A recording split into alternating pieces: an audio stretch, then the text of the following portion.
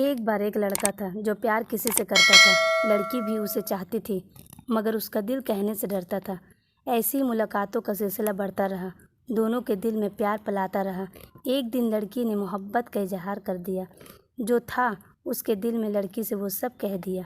लड़की ने भी शर्म से आंखें झुका ली। लड़के ने लड़की को अपने गले से लगा लिया।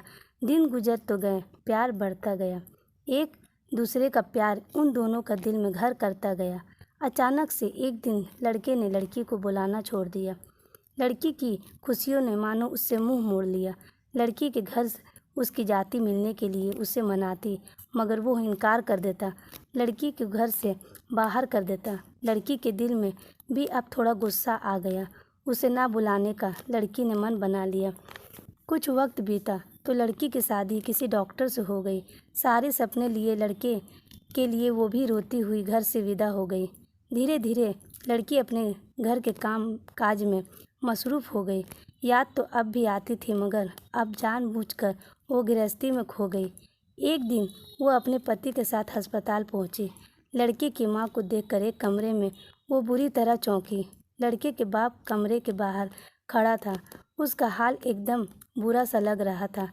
लड़की को देखते हुए लड़के का बाप पहचान गया, मगर मुंह फेर कर उससे वो बन अनजान गए। मगर लड़की ने भी जाकर उन्हें बुला लिया।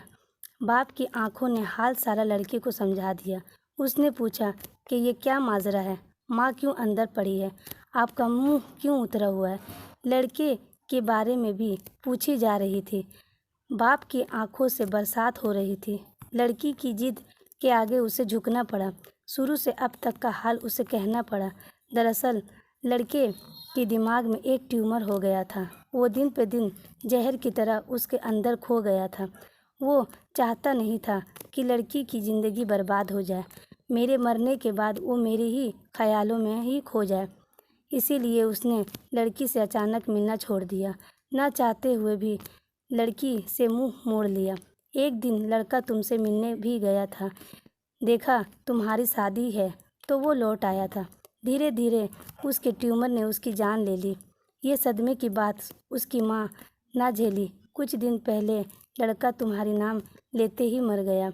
एक खत पड़ा था उसके कमरे में जो वो तुम्हारे नाम कर गया। उसके ही शौक में उसकी माँ अस्पताल में पड़ी है।